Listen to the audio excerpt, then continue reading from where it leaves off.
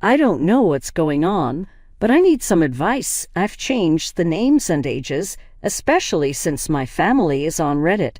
They don't follow me, but if this blows up and they find out, things might get worse. Please give constructive criticism. I'm already hurt and just looking for advice, so no mean comments, please. The title gives a lot away. My stepsister is dating my ex. Can you believe it? Neither can I. To make it worse, they're not just dating. They're getting married in a month. I have to pretend I'm happy and give them my blessings. I feel betrayed not just by them, but by my whole family for celebrating this. It's making me sick, especially since I'm barely over my ex. Everyone knows we were together for over 3 years, and he moved on in just 4 months. I always thought we would get married, but he broke up with me over a lie about me cheating.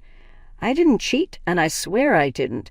I explained everything to him, but he still called me a cheater and a liar. Now he's getting married to my stepsister. Out of all the people in the world, he chose her. He knew what I went through because of her and how badly she's treated me. And still, he did this. The worst part is that they seem so in love. The cold, mean guy I knew is gone, replaced by someone new who's trying to be a better man for her. My family keeps rubbing it in my face, saying things change when the right person comes along.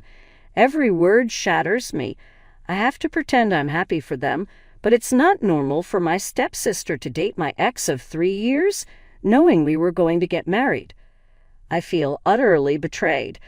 I don't think I can get through this month with all the wedding preparations. It's breaking me more and more. I just want to run away from all this chaos and start a new life without anyone disturbing me. It sounds so easy when you're heartbroken and desperate for a solution, or at least hope. I don't know why I'm going through so much, and I just want the pain to go away. I wish my dad was still alive. He would understand my heartbreak and believe I never cheated. I know my ex used that as an excuse. Even my mother thinks I'm the bad guy in all this. She never loved me, but when I needed her, she left me for her new family. My ex will paint me as the bad guy, then show up with my stepsister and marry her. This next month will be the worst of my life. I just know it. In 31 days, he and I will be done for good. He'll start a new life, and I'll try starting mine. I'm not hurt by the breakup. I'm hurt by the false accusations and now this whole situation. Any advice would help, and I'm open to trying even the silliest ideas. I'm really desperate. Sorry again for my unhealthy coping mechanisms. Sometimes you just give in, I guess. Thank you for bearing with my drunken, sad rants. It's been a week since I first posted, freshly heartbroken. It was the worst feeling ever, but I really appreciate everything you guys have said. Hearing that no one deserves me, especially my ex, made me feel better about myself and the situation. 2 days later, a friend reached out to me, and thank God she did. We've decided to run away for a month-long vacation. I paying job, so money isn't an issue. I know I need some healing and fresh air, preferably by the sea. We've decided to visit Bali for 3 weeks. We just want to go somewhere where no one knows us or can disturb us. The pain still lingers, but I know I'm taking a step toward healing. I gave notice at work that I'll be taking a 3-week vacation, and they approved it. Perks of being the #1 employee for the past 5 years. Everything is set. Regarding the wedding, I texted the family group chat that I won't be attending. Before anyone could reach out, I left the chat, put them all on silent, and warned them that any passive aggression will lead to me cutting ties. I'm so excited. This is the best place on the internet, and you all are the coolest people ever. I'll update you in a week. 7 days have gone by, and I'm already in Bali. The last update I made was from the flight. I have a lot to talk about. Bali is impeccable and so beautiful. No wonder everyone who comes here never wants to leave. I don't either. I want to stay here forever and vacation until I die. I feel like I'm getting over everything. My friend also hooked me up with online therapy, and that's been really helpful. It's making me realize things I wasn't seeing before. It wasn't my fault. Reiterating lies won't change my truth. I've grown stronger. If I can be replaced in 3 months, then I can replace someone who never cared about me. Basically, screw my ex and screw my family. I've decided to cut them off after the wedding. The best part of this whole plan is that nobody can stop me. I've become more spiritual and have been connecting with my dad's soul. I know he's guiding me, and I can feel his presence. It's just me, my father, and God against the world. Now, on to the main story.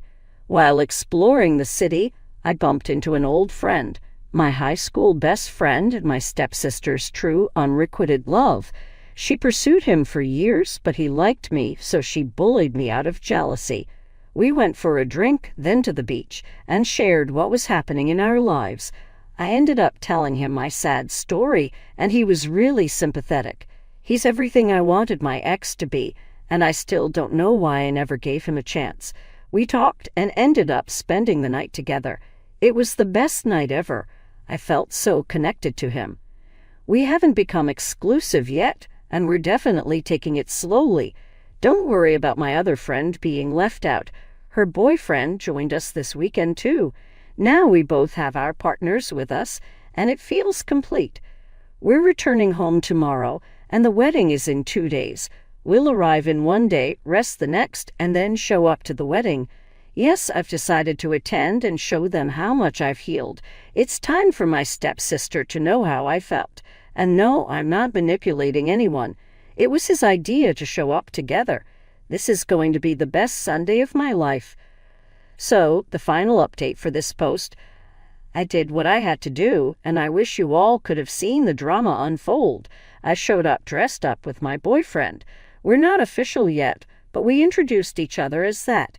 Everyone assumed I wouldn't come because they thought I was too ashamed after everything. I went to my sister, and she was shocked and almost crying when she saw my boyfriend with me. She started yelling and calling me names for bringing the love of her life to her wedding. I stood my ground and told her if she can marry my ex, I can at least date the guy who never liked her in the first place. My mother told me to leave, but I stayed. My ex saw me and was surprised. When my sister told him the whole thing, she accidentally let slip that she paid my ex's best friend to lie about me cheating. My ex was shocked, and so was everyone else. It made sense. My stepsister was the culprit all along. The wedding was called off, and now my ex is trying to get back into my life. Poor him. Honestly, I won't forgive any of them or let them back into my life. That's all for now. If anything happens, I'll update sooner. This feels like a novel or movie, but it's all true. Thanks for following along. Have a good life ahead. My ex is so embarrassing. Lol. Next story. I'm a 25-year-old woman who recently moved to the country. I've been living with my brother, who's 44, and my sister-in-law for the last 3 months while I arrange my documentation and establish myself here. I help around the house, wash my clothes, and make food for myself and my brother to take to work. I also pay for my share of the house bills and groceries. I'm grateful to stay here, but some things my brother says make me feel like a bad person. He questions why I don't iron their clothes, criticizes the type of sausages I use, and expects me to clean his dishes without reciprocating. He doesn't knock before entering my room, and my sister-in-law did a cleaning inspection in my room which felt like an invasion of my personal space. Now my sister-in-law is getting knee surgery this week and will be recovering at home for the next 6 months. I'm working from home, and we will be expected to do the chores. This feels overwhelming, and my anxiety is through the roof. I found a place to stay and intend to move out this week because I don't want to be treated this way. I haven't told them yet. Am I the ashhole if I move out now, knowing they'll expect me to take care of my sister-in-law? Update. Thank you to everyone for the kind words and helping me understand my situation better. I finally managed to move my things yesterday while my brother and sister-in-law were away. I waited outside for him to return from work so he couldn't escalate the situation. When he arrived, I told him I was moving out today to a new place and thanked him for letting me stay. We didn't have a big fallout as I expected because I think he knew I was planning something. I'm happy he didn't cause a big scene and I was able to get out, not the asshole. They were nice to let you stay and you contributed positively to their lives. They did something that made you uncomfortable and you have good reason to think it will get worse. You have every right to move out. You need peace to work from home effectively. Wow, OP, I'm sorry you're being treated that way. You're not a cleaner and cook, and that's basically how they're treating you, invading your space. You need to move out. If they start guilt-tripping you, be honest and tell them that how you were treated was impacting your mental health and you need your own space. Next story. My dad met my former stepmom, Sarah, when I was 9. They got married, and she was basically a third parent to me. We went on family vacations, she helped with homework, and came to my games and activities. A year or 2 ago, we found out my dad cheated, and they divorced. I told my dad I wasn't cutting Sarah out of my life just because she wasn't his wife anymore, and he said, "We'll see." Sarah and I still talk and meet up from time to time. My dad has been dating Anne for a while. I met her around Thanksgiving, and he keeps trying to make me bond with her, but I don't want to. She's annoying. She's invited me to go shopping, have lunch, and get our nails done, but I have no interest. The Saturday before Mother's Day, we were with my dad's family for a barbecue. Anne was there. My aunt mentioned a story that included Sarah and said she hopes she's good. I said she is, and my aunt asked if we're still in touch. I said, yes, we're actually getting dinner on Monday so I can give her a Mother's Day gift.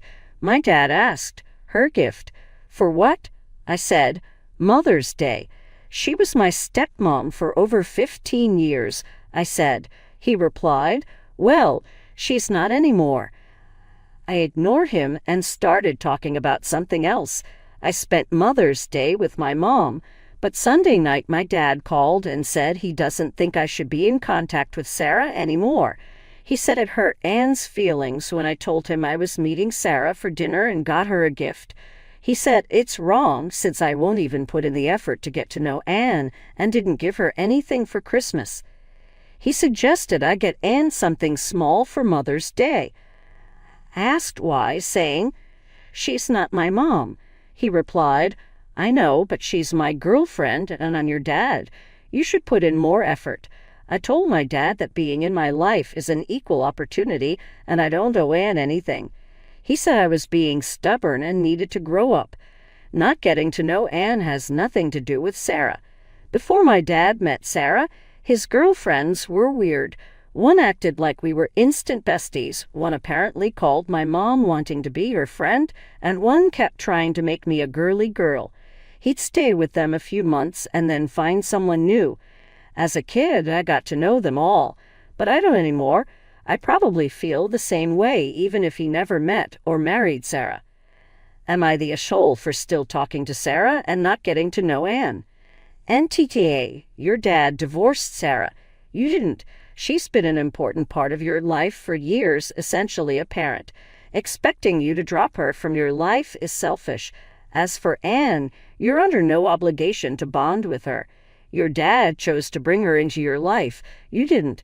Expecting you to get her a Mother's Day gift is weird since she was never a mother to you and became part of your dad's life when you were already an adult.